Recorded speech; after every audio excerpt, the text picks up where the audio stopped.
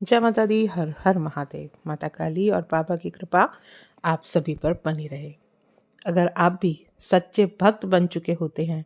तो आपके जीवन में कुछ ना कुछ खास परिवर्तन, कुछ ना कुछ विशेष लक्षण प्रकट होने लगते हैं। आपका माता काली के प्रति, अपने इष्ट के प्रति, अपने देव के प्रति, अपने देवताओं के प्रति आपका विश्वास इतना मजबूत हो जाता है कि किसी भी परिस्थिति में आप सब चीज ईश्वर को समर्पित कर देते हैं। आप ईश्वर को उस समय परिस्थिति में छोड़ते नहीं हैं, भूलते नहीं हैं, बल्कि उस परिस्थिति को ही उनके हवाले कर देते हैं। आपके जीवन में कैसा भी सुख आए या दुख आए, सब आप अपने प्रभु के प्रति उसको समर्पित कर देते हैं। जब आप एक भक्त बन जाते हैं तो आप में ये संकेत आपके जीवन में या स्वयं के साथ आपको देखने के लिए ज़रूर मिलते हैं, जिनके बारे में आज की वीडियो में हम चर्चा करेंगे। तो वीडियो आज की बहुत ही महत्वपूर्ण होने जा रही है, इसलिए आप सभी वीडियो को लास्ट तक ज़रूर देखिएगा। लेकिन आगे बढ़ने से पहले अगर आप मेरे चैनल पर पहली बार आए हैं तो चैनल को सब्सक्राइब करें, साथ ही साथ नोटिफिकेशन बेल को भी प्रेस कर दें, जिससे आने वाली वीडियोस का नोटिफिकेशन आप सभी को मिलता रहे, क्योंकि मैं डेली ही माता काली और भक्ताई से संबंधित ही वीडियो इस चैनल पे अपलोड करती हूँ। तो आइए बढ़ते हैं वीडियो की तरफ। देखिए, एक भक्त क्या होता है और एक भगत क्या होता है, और इन दोनों में क्या विशेष अंतर होता है। भक्त और भगत, इन दोनों में क्या अंतर होता है। देखिए, जो लोग देवी देवताओं की पूजा करते हैं, माता काली माँ दुर्गा की पूजा करते हैं, हनुमान जी महाराज की पूजा करते हैं, उनके मंत्रों का जाप करते हैं, प्रतिदिन उनके प्रति पूजा पाठ करते हैं, उनकी आरती करते हैं, लेकिन ऐसे लोग कोई चौकी, दरबार या गद्दी नहीं लगाते हैं। उनके शीश पर देवी देवताओं की सवारी भी नहीं आती है। उनको किसी भी अन्य व्यक्ति के बारे में कोई मतलब नहीं होता है। वे किसी के बारे में, भूतकाल के बारे में क्या घटित होगा या भविष्य के बारे में क्या घटित होगा, या किसी को झाड़ा लगाना है या उनके बारे में कुछ बोलना है, तो वो उन सब चीज़ों से परे होते हैं। तो वे होते हैं भक्त, जो देवी देवताओं की सेवा करते हैं, पूजा पाठ करते हैं। गुरु बनाए या ना बनाए वो उनकी पूर्ण इच्छा होती है, लेकिन वो अपनी देवी देवताओं की आराधना करते हैं। लेकिन भगत कौन होते हैं? देखिए, जिन लोगों के ऊपर सवारी आती है, जो लोग चौकी, दरबार, गद्दी लगाते हैं, लोगों के संकट काटते हैं, लोगों की मदद करते हैं, दूसरों के कष्ट का निवारण करते हैं, उनको बोला जाता है भगत। जो लोग भगत होते हैं वे देवी देवताओं की आराधना करते हैं, उनसे कार्य भी कराते हैं। अब आप जान गए होंगे कि एक भक्त और भगत के बीच में क्या अंतर होता है। अब बात करते हैं उन संकेतों के बारे में जिनसे आप ये जान पाएंगे कि आप भगत बन चुके हैं। जिसमें सबसे पहला संकेत होता है कि जब आप भगत बनने वाले होते हैं तो आपके शीश पर देवी देवता की सवारी आती है। जो आप उस सवारी का, जब भी आप उस सवारी का आह्वान करते हैं, उनको बुलाते हैं, उनको याद करते हैं, वह सवारी आपके शीश पर आती है और आपको पूर्ण नियंत्रण में सवारी आती है। अब आप ये सोचेंगे कि जब हम उनको बुलाते हैं और उनको याद करते हैं तो इसका क्या मतलब है कि वह शक्तियाँ हमारी गुलाम होती हैं? नहीं, बिल्कुल ऐसा नहीं है, गुलाम नहीं होती हैं। यहाँ पर नियंत्रण का अर्थ होता है, जब भी आप किसी भी इष्ट की सवारी या किसी भी देवी देवता की सवारी को आप बुलाना चाहते हैं तो उस शक्ति की पूजा, आराधना, साधना करते हैं, उनको भोग लगाते हैं, उनकी सेवा करते हैं। और जब भी आप उनको याद करते हैं तो उनको आप याद करते हैं तो आपके बुलाने पर आपके सवालों का जवाब देने के लिए वह शक्ति, वह सवारी आएगी ही आएगी, और सामने वाले व्यक्ति के बारे में हर वो बारीक से बारीक जानकारी भी देगी कि सामने वाले व्यक्ति के घर में क्या दिक्कत है, उस व्यक्ति के साथ में क्या परेशानी है, उस व्यक्ति के शरीर में क्या रोग है, उस व्यक्ति के शरीर में भूत प्रेत है या कोई शक्ति है, उसके साथ कोई सकारात्मक शक्ति है या फिर नकारात्मक शक्ति चल रही है, या उसके घर में पितरों से संबंधित कोई दिक्कत है, परेशानी है या नहीं, या उसके काम धंधे में रुकावट किस वजह से आ रही है, क्या उसके कुलदेवी कुलदेवता उससे नाराज़ हैं, या जिन इष्ट की वो सेवा साधना कर रहा है या जिनकी पूजा कर रहा है उसमें उससे कोई भूल हुई है। तो वो हर बारीक से बारीक जानकारी जो सिर्फ और सिर्फ एक भगत को होती है, और वो शक्ति के द्वारा उस व्यक्ति के बारे में सारी चीज़ें जान लेता है। व्यक्ति जब उसके सामने आता है तो उस व्यक्ति की सारी चीज़ें अपने आप उस व्यक्ति भगत को दिखाई देने लगती हैं, और जब ये सारी चीज़ें उसको पता लगने लगती हैं तो वो उसका अच्छे से इलाज भी कर पाता है। तो अगर आपके साथ भी ऐसा ही होता है तो आप समझ लीजिए कि आप भगत बनने वाले हैं या आप भगत बन चुके हैं।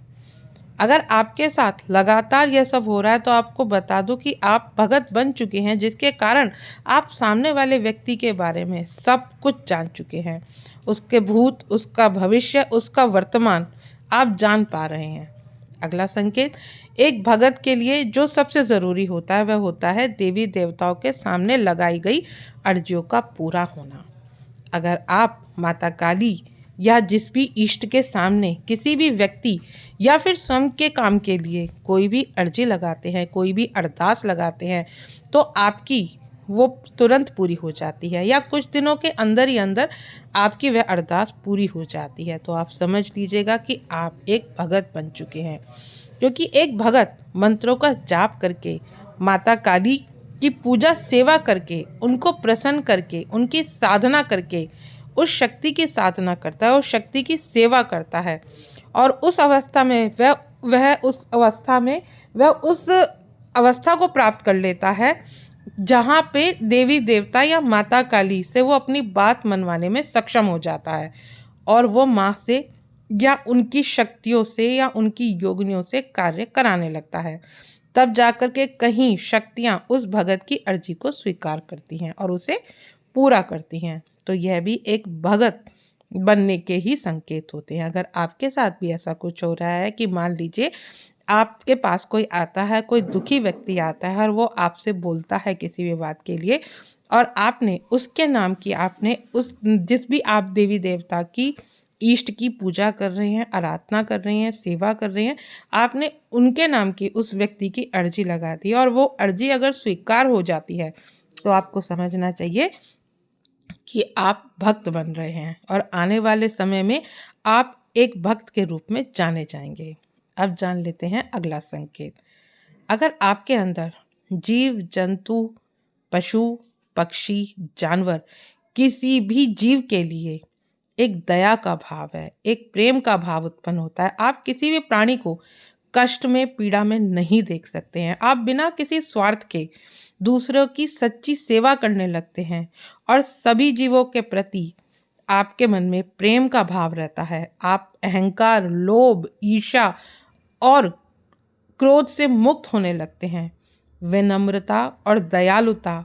आपकी पहचान बन जाती है। आप पूर्ण रूप से माता काली की भक्ति में लीन हो जाते हैं या माँ दुर्गा की भक्ति में लीन हो जाते हैं, तो भी आप यह समझ सकते हैं कि आप एक भगत बन चुके हैं। अगला संकेत, बहुत सारे लोग जो माता काली की सवारी अपने शीश पर नहीं भी बुलाते हैं, लेकिन वे भक्ताई के मार्ग पर चलना चाहते हैं, तो ऐसा तभी संभव हो पाता है यदि उन्होंने अपने पिछले किसी जन्म में किसी भी शक्ति की आराधना साधना की होती है। पिछले जन्म में की गई साधना के फलस्वरूप ही इस जन्म में बिना सवारी बुलाए भी देवी देवताओं का आह्वान करते ही उनसे बात करने में वो सक्षम हो जाते हैं, और यह उनके पिछले जन्म की हुई साधना का फल उन्हें मिलता है। अगर आप भी देवी देवताओं से बात करने में सक्षम हो चुके हैं, अगर आप बिना देवी देवताओं की सवारी अपने शीश पर बुलाए भी सामने वाले व्यक्ति की आप पूछा बता पा रहे हैं, आप उनको सही जानकारी दे पा रहे हैं, आप उनके बारे में सारी चीज़ें उनको बता रहे हैं कि आपके साथ कौन सी शक्ति चल रही है या तुम्हारे साथ क्या होने वाला है या भविष्य में ऐसा क्या होगा या बहुत सारे भूतकाल में भी क्या क्या घट चुका है, कुछ भी अगर उनके बारे में नकारात्मक है या सकारात्मक बातें आप बता पा रहे हैं, तो यह संकेत बताता है कि आप एक भगत बन चुके हैं। और यह तभी संभव है जब आप उस व्यक्ति के बारे में वो सब कुछ बता रहे हों। जरूरी नहीं कि हर व्यक्ति सवारी बुला करके ही, शीश पे सवारी बुला करके ही व्यक्ति की पूजा दे। अगर उसकी शक्ति उसने अपने आप को इतना सक्षम बना लिया है कि वो अपनी शक्तियों से बात कर सकता है, तो बिना सवारी बुलाए भी वो सब चीज़ों के बारे में जान सकता है। अगला संकेत, बहुत सारे लोगों में ऐसा होता है जो भगत बन भी जाते हैं लेकिन सच्चे भगत नहीं बन पाते हैं। बहुत से लोग क्या करते हैं, जब उनका किसी के साथ किसी भी प्रकार का कोई द्वेष होता है तो वह अपनी सिद्धियों का गलत इस्तेमाल करते हैं। वो सामने वाले के साथ तंत्र करते हैं, उसका अहित करते हैं। ऐसे समय में अगर आप सही निर्णय ले पाते हैं और आपको अच्छे बुरे की समझ हो पाती है कि आप किसी का बुरा तो नहीं कर रहे हैं, गुस्सा एक अलग बात है, लेकिन ऐसा तो नहीं कि भक्ति के अहंकार में आप किसी का बुरा करने की सोच रहे हैं, आप किसी के ऊपर तंत्र करने की सोच रहे हैं, या आप स्वयं ही समझिए। तो आप, अगर आपके मन में ये सारी चीज़ें नहीं आती है, बेशक से सामने वाले ने आपको कितना भला बुरा कुछ कहा हो या आपने उसकी मदद करी हो, लेकिन बदले में उसने आपको ही उल्टा सीधा बोला हो, लेकिन अगर आप फिर भी विनम्र रहते हैं, बेशक से आप उनसे कोई वार्तालाप नहीं करते हैं, लेकिन आप उनके बारे में बुरा नहीं सोचते हैं, बुरा उनके साथ नहीं करते हैं, उनका अहित करने की नहीं सोचते हैं, तो ये समझ लीजिए कि यह आपकी बहुत बड़ी जीत है और आप एक सच्चे भगत कहने योग्य हैं। तो अगर आपके साथ भी ऐसा है तो आप समझ लीजिए कि आप एक सच्चे भगत हैं, क्योंकि सच्चा भगत कभी भी किसी का बुरा नहीं कर सकता, कभी किसी का अहित नहीं कर सकता, क्योंकि वह जानता है कि अगर वह इन शक्तियों से कोई भी गलत प्रयोग करके किसी का बुरा करेगा, किसी का अहित करेगा, तो फिर दिव्य शक्तियों का मोह, अगर उनको मतलब उसके मन में ये अहंकार नहीं आता है कि वह अपनी शक्तियों को गलत कार्य में ले, क्योंकि उसे पता है कि अंत समय में जब भगवान के पास हो जाएगा तो वो क्या मुंह दिखाएगा। तो अगर जो भी कोई अगर सच्चा भगत है तो वो कभी भी आपका अहित नहीं कर सकता, कभी भी आपकी सवारी नहीं रोक सकता, कभी भी आपके ऊपर तंत्र मंत्र यंत्र का प्रयोग नहीं कर सकता। तो अगर आप में भी ये गुण विद्यमान है तो आप ये समझिए कि आप एक सच्चे भगत हैं, क्योंकि दिव्य शक्तियां भी स्वयं जो सच्चा भगत होता है उसी की ही रक्षा करती हैं, क्योंकि उस व्यक्ति को सारी चीज़ें पता हैं, तंत्र का भी ज्ञान है, मंत्र का भी ज्ञान है, सब चीज़ों का ज्ञान है, लेकिन ज्ञान होने के बावजूद भी उसने किसी का अहित नहीं किया, क्योंकि शक्तियाँ जब आती हैं तो शक्तियाँ आपको सारी चीज़ सिखाती हैं। या ऐसा नहीं है कि उस भगत को, अगर आपके मन में ये लग रहा है कि आपको शक्तियाँ सारी चीज़ बताती हैं, लेकिन आपके मन में फिर भी किसी के लिए द्वेष नहीं है, आपको पता है, आपको ज्ञान पूरा, माता रानी ने पूरा ज्ञान आपको कराया हुआ है, पूरी सारी चीज़ें आपको बताई हुई हैं कि किस तरह से क्या हो सकता है। क्योंकि देखिए, माँ जब आती है तो माँ ज्ञान तो देती ही देती है, और अगर आपके पास ज्ञान है लेकिन आप उस ज्ञान के होते हुए भी आप किसी का बुरा नहीं कर रहे हैं, तो आप एक सच्चे भगत हैं। शक्तियाँ भी आपको इस चीज़ के लिए प्रोत्साहित करती हैं, आपको मार्गदर्शन देती हैं कि क्या सही है और क्या गलत। लेकिन अगर आप शक्तियों के अगेंस्ट जा कर के अपनी नफ़रत में आप उस व्यक्ति का गलत करते हैं, तो शक्तियाँ भी आपसे रुष्ट होती हैं। तो अगर ये भी एक संकेत होता है कि बेशक से आप कितने अच्छे हैं, कितने सही हैं, लेकिन अगर आप उस ईश्वर की नज़र में, उस ईश्वर की दृष्टि में सही हैं, तो आप ही सच्चे भगत योग्य हैं, सच्चे भगत बनने योग्य हैं, और आप ही सच्चे भगत हैं।